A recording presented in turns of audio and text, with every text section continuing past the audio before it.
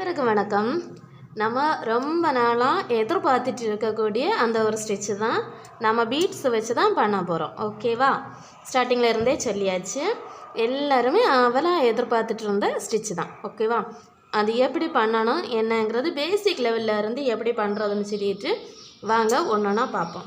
முதல்ல வந்துட்டு இந்த மாதிரி ஒரு ஸ்கேல் அளவுக்கு லைன் போட்டு எடுத்துக்கிடணும். சரியா? பழகிறதுக்கு நம்ம வந்துட்டு ஒரு ஸ்கேல் ஃபுல்லாகவே போட்டுக்கிடலாம். இது ஆல்ரெடி நான் போட்டு வச்சுருக்கேன். இது உங்களுக்கான ட்ரையல் வீடியோ. ஓகேவா? பாருங்கள், நமக்கு இதுக்கு தேவை சுகர் பீட்ஸ். இந்த மாதிரியான சின்ன பீட்ஸ் தான் நமக்கு தேவை. ஓகேவா? புரியுதா? இது பெருசு 5 mm. இது சுகர் பீட்ஸ், நல்ல குட்டியான பீட்ஸ். பார்த்தீங்களா? ரொம்ப குட்டியான பீட்ஸு. இது நம்ம கடையில் சுகர் பீட்ஸ்ன்னு சொல்லிட்டு கேட்டால் போதும், நமக்கு கிடைக்கும். ஓகேவா? பீட்ஸ் கொறுக்கிறதுக்கு நமக்கு நீடில் வேறு 14 நம்பர் கிடையாது, 24. ஓகேவா? துளிப்பில் 24வது நீடில் தான் நாம் பீட்ஸுக்கு பீட்ஸில் எந்த ஒர்க்காக இருந்தாலும் நம்ம அந்த நீடில் தான் போடுவோம். இல்லைன்னா அயன் நீடில் இருக்குது அப்படின்னா நிறைய லோடிங் ஆகும். நமக்கு இதில் ஒரு 5 இல்லைன்னா 6, அதுக்கு மேலே இதில் லோட் ஆகாது. சரியா? அப்போது நமக்கு நிறைய லோட் ஆகணும்னா அயன் நீடில் இருக்குது. அப்படின்னா இரும்பு கம்பியில் அப்படி வச்சுருப்பாங்க, மரத்தண்டில் வச்சு அப்படி வச்சுருப்பாங்க. என்கிட்ட இருந்துச்சுன்னா நான் உங்களுக்கு காமிச்சு தரேன். ஓகேவா? அந்த மாதிரியான நீடில் வாங்கி வச்சுக்கிடலாம். அதில் நிறைய லோட் ஆகும். சரியா? இந்த மாதிரி இந்த விரல், நம்மளோட மோதிர விரல் இருக்குல்ல, இந்த மோதிர விரல் வச்சு தான் நம்ம பீட்ஸை தடுத்து வச்சுக்கிடணும். ஓகேவா? அதுக்கப்புறமா நம்ம இதில் எடுத்து நூலில் எடுத்து இந்த கையால் தான் ப்ரெஸ் பண்ணி நீக்கணும். இங்கே பாருங்கள், சாதம் நம்ம செயின் ஸ்டிச்சு போடுறது மாதிரியே தான். சரியா? அதே மாதிரி சேம் ப்ரொசீஜரில் தான் நம்மளோட பீட்ஸு, அந்த பீட்ஸுக்கான ஒர்க்கும் அதுதான். சாதா நார்மலாக நம்ம பண்ணக்கூடிய பேசிக் செயின். ஓகேவா? பண்ணும்போது 2 பீட்ஸுக்கு அப்புறம் லோட் பண்ணாதீங்க. ஏன்னா பார்க்குறதுக்கு ஒரு லுக் இல்லாமல் இருக்கும். உங்களுக்கு நான் இப்போ காமிச்சு தரேன். இப்போ பாருங்கள், நான் இது வரைக்கும் 2 பீட்ஸ் தான் எடுத்தேன்.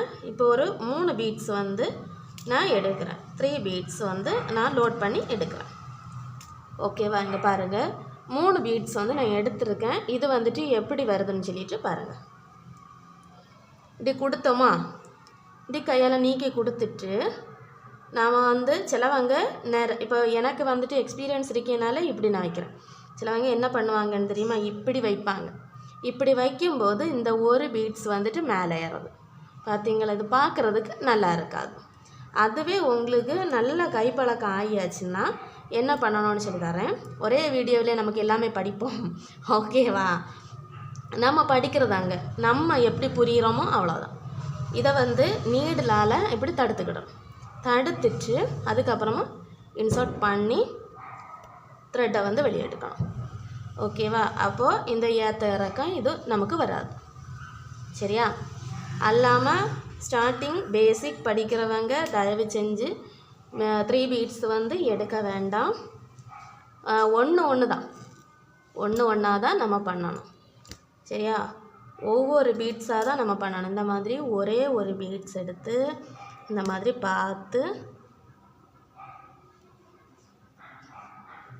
பார்த்து பொறுமையாக நிதானமாக ஒன்றா பண்ணணும். சரியா? பேசிக்கில் வரவங்க இதுதான் முறை நம்ம படிக்கிறதுக்கு. ஏன்னா எல்லாருக்குமே எல்லாமே உடனே வராது. சரியா? எல்லாருக்குமே எல்லாமே உடனே வந்தாச்சுன்னா நமக்கு என்ன சொல்ல, அறிவுங்கிறது கம்மியாகிடும். ஓகேவா? கொஞ்சம் நம்மளோட மூளையையும் வேலை வாங்கணும். சரியா? அப்போ தான் நம்ம மேற்கொண்டு அதை படிக்கவும் முடியும்.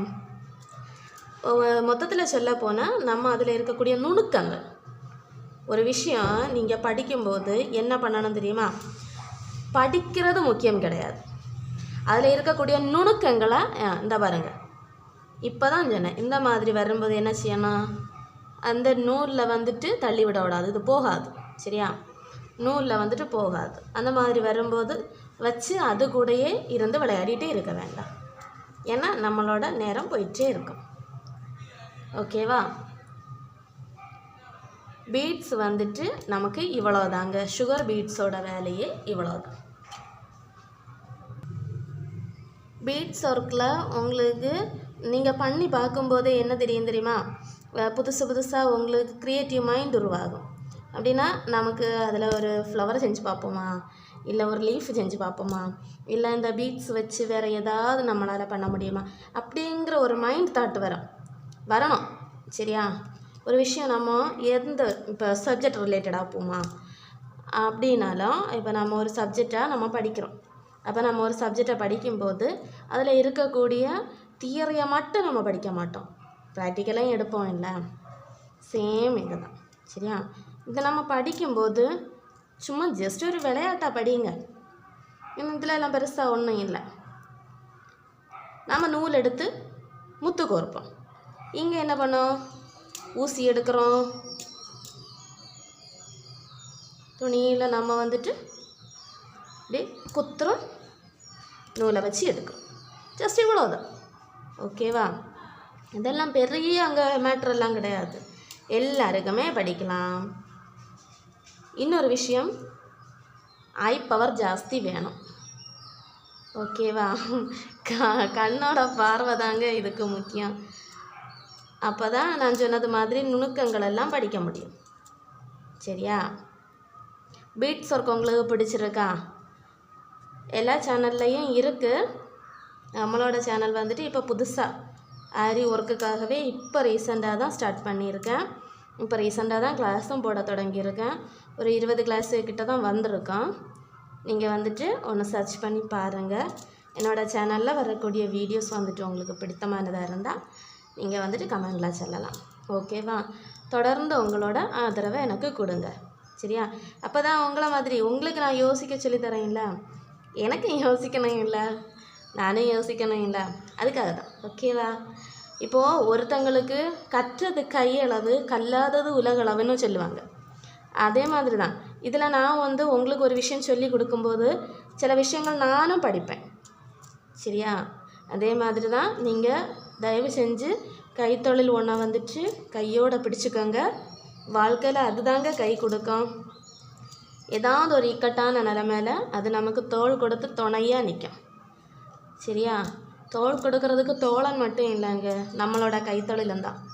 நம்மளோட கைத்தொழில் நமக்கு ஒரு பயங்கரமான ஒரு சப்போர்ட்டிவ் தான். அதனால் சின்னதாக ஒரு குட்டியாக நமக்கு தேவைக்கு. சரியா, நம்மளோட ட்ரெஸ்ஸை நம்மளே ஸ்டிச் பண்ணி போடுற அளவுக்கு கொஞ்சம் நம்ம வளர்ந்தா போதும். ஓகேவா? சேனலை பிடிச்சிருந்தா சப்ஸ்கிரைப் பண்ணுங்கள், தொடர்ந்து ஆதரவு தருங்க. சரிங்களா? எஸ்ஜே சேனலுக்கு உங்களோட சப்போர்ட்டிவும் ஆதரவும் என்றைக்குமே எங்களுக்கு கிடச்சிட்டே இருக்கணும். தேங்க்யூ.